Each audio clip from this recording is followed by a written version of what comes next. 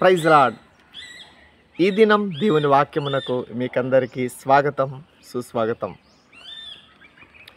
పరలోక రాజ్యంలో స్వస్థతలు ఉన్నాయా? మనం దేవుని వాక్యానుసారంగా తెలుసుకుందాం. చెప్పండి, మీరు ఒక్కసారి ఆలోచించండి. పరలోక రాజ్యంలో స్వస్థత అనేది ఉందా లేదా? కాబట్టి స్వస్థత అనేది భూలోకంలో ఖచ్చితంగా ఉంది. దేవుని సేవకుల ద్వారా, ప్రవక్తల ద్వారా దేవుడు అనేకులను దేవుడే స్వస్థపరిచినట్లుగా మనం చూస్తూ ఉన్నాం. హిజ్కియాకు అంజూరపు పండ్ల ముద్దను వేసినప్పుడు అతని యొక్క రోగము నాకు స్వస్థత కలిగినట్లుగా మనం చూస్తూ ఉన్నాం. నయమాను 7 మారులు మునిగినప్పుడు నదిలో దేవుడు స్వస్థత ఇచ్చినట్లుగా మనం చూస్తూ ఉన్నాం.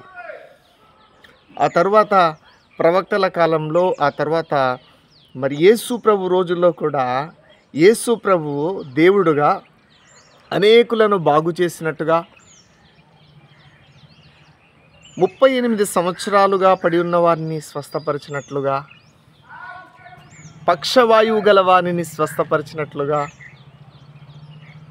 మూర్ఛ రోగులను స్వస్థపరిచినట్లుగా వాక్యంలో రాయబడి ఉంది. స్వస్థత అనేది భూలోకంలో 100కు 100% ఉంది. అంతేకాకుండా యేసు ప్రభు ఆ స్వస్థత శక్తిని, వరమును మత్తయి సువార్త 10వ అధ్యాయం 8వ వచనంలో తన శిష్యులకు స్వస్థపరచుటకు అధికారం ఇచ్చినట్లుగా మనం చూస్తూ ఉన్నాం. దేవుని నమ్మిన వారికి, సేవకులకు ఇచ్చినటువంటి వరములలో స్వస్థత వరం కూడా ఉన్నట్లుగా మనం చూస్తూ ఉన్నాం.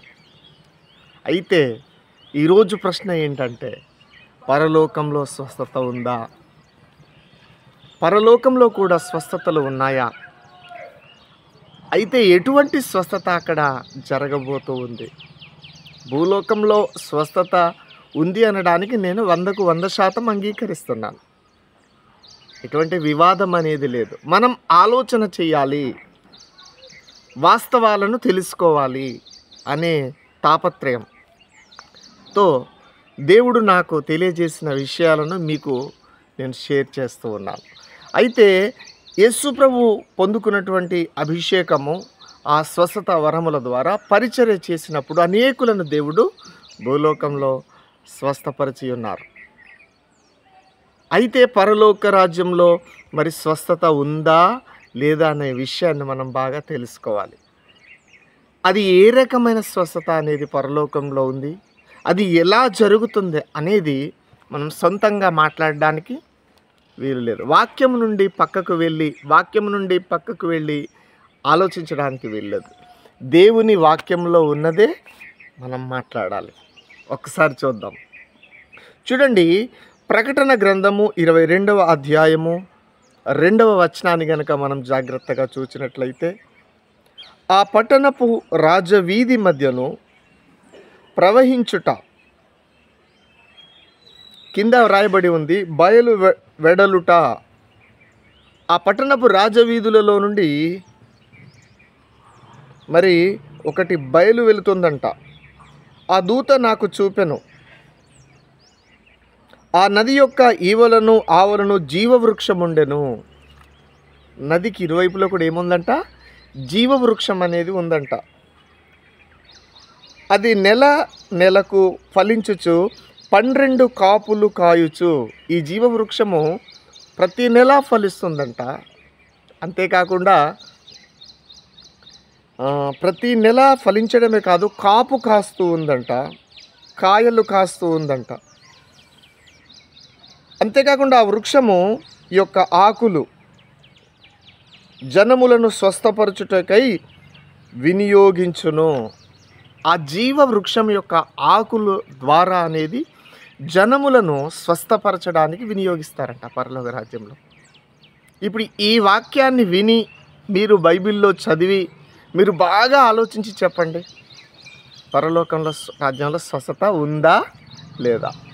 ఈ ప్రకటన గ్రంథము 22వ అధ్యాయము 2వ వచనాన్ని మీరు చదివి అప్పుడు మీరు చెప్పండి, అప్పుడు మీరు ఆలోచించండి, పరలోక రాజ్యంలో కూడా స్వస్థత ఉందా లేదా అనే విషయాన్ని.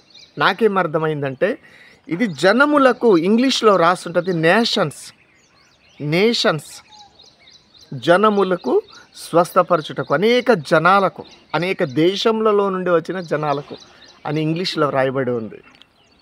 స్వస్థపరచుటకై ఖచ్చితంగా పరలోక రాజ్యంలో స్వస్థత అనేది ఉంది.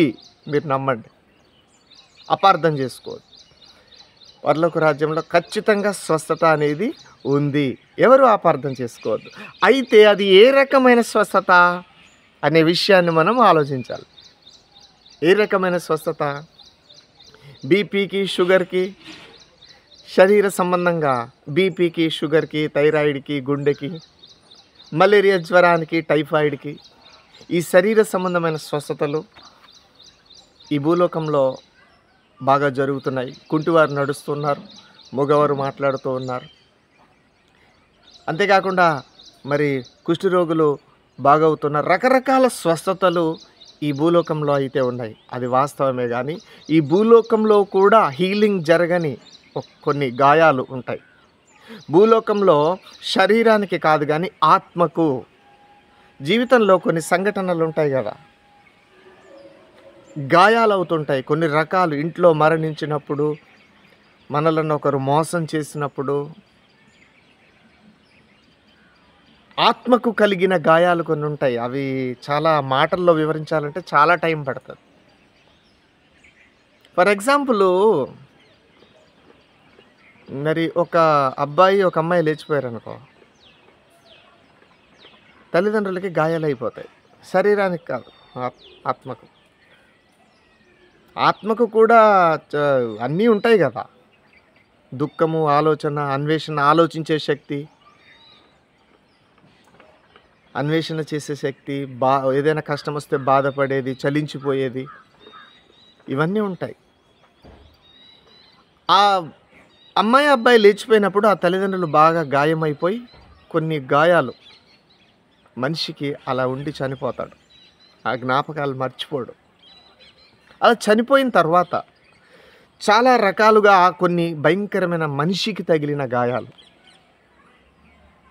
పరలోక రాజ్యం చేరిన తర్వాత అక్కడ దేవుడి ఆకుల ద్వారా ఆత్మకు తగిలిన గాయాలు, అసలైన స్వస్థత అక్కడ జరుగుతుంది. స్వస్థత అనేది భూమిలో ప్రారంభం మాత్రమే.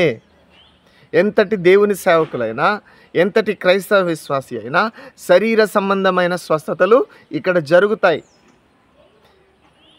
ఇంతవరకు మనం విన్నదేంటి? భూలోకంలో దేవుడు స్వస్థపరుస్తాడు, స్వస్థపరుస్తాడు, స్వస్థపరుస్తాడు అని సేవకులు మీకు చెప్పారు. ఇప్పుడైనా మనం వాక్యాన్ని తెలుసుకుందాం.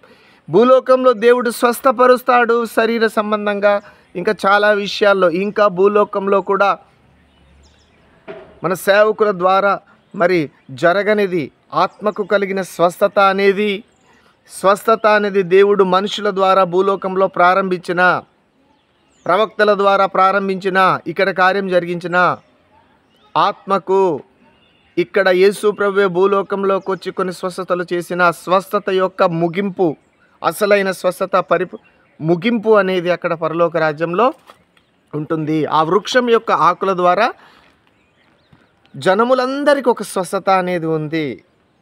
ఇక్కడే స్వస్థతలు ఉన్నాయి అని మనము అపార్థం చేసుకోవడానికి లేదు. వాక్యాన్ని కరెక్ట్గా మనం తెలుసుకోవాలి. అయితే ఒక విషయాన్ని మనం గమనించాలి. ఆ ఒక్కసారి గనక ఆ పరలోకంలో, ఇప్పుడు ఈ లోకంలో మనకి కొన్ని రకాల సంగతులు మర్చిపోలేకపోతున్నాం. చూసారా? మారిన తర్వాత కూడా కొన్ని గుర్తుంటున్నాయి,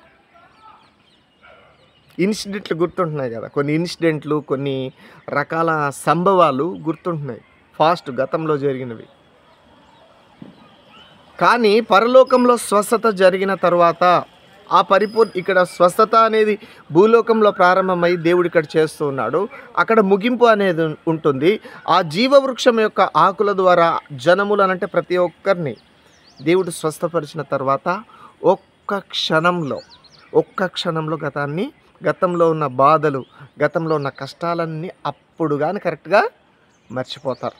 ఆత్మకు తగిలిన గాయాలు జీవితాంతం మరి తగిలిన దెబ్బలు అప్పుడు కరెక్ట్గా ఇంకా మర్చిపోతారు. ఇక ఎన్నటికీ అవి జ్ఞాపకానికి ఇంకా రావు. ఇక ఎన్నటికీ నా స్వస్థత జరిగి పరిపూర్ణమైన క్యూర్, పరిపూర్ణమైనటువంటి స్వస్థత జరిగి ఆ వ్యక్తికి ఆ గాయములు మాన్పబడి ఇంకా ఎన్నటికీ ఆ విషయాలు, ఆ సంఘటనలు జ్ఞాపకంలో కూడా రావు. అంత పెర్ఫెక్ట్గా కార్యం జరుగుతుంది. కాబట్టి ఇవన్నీ మనం తెలుసుకుందాం. పరలోక రాజ్యంలో కూడా స్వస్థతలు ఉన్నాయి, భూలోకంలో కూడా స్వస్థతలు ఉన్నాయి. స్వస్థత యొక్క ముగింపు, పరిపూర్ణత పరలోకంలో ఉంది. ఇటువంటి వాస్తవాలు మనం తెలుసుకుంటే మంచిది. కాబట్టి నేను కూడా ఇటువంటి దేవుడు, ఇది ఎవరో నాకు దేవుని ప్రేరేపణ ద్వారా మరి చెప్తున్నటువంటి విషయం. ఇటువంటి చెప్పాలని కూడా నాకు ఆలోచన అనేది రాలేదు. ప్రార్థన చేస్తూ ఉండగా దేవుడు నాకు నేర్పిస్తున్న విషయాలు. కాబట్టి మీరు కూడా ఆలోచించండి. మీరు ఆలోచించి వాక్యాన్ని నమ్మినప్పుడే, మీకు అర్థమైనప్పుడే ఈ విషయాలను అంగీకరించండి, నేర్చుకోండి. నా కొరకు ప్రార్థన చేయండి. దేవుడి వాక్యం దీవించును గాక. ఆమేన్. Praise lord.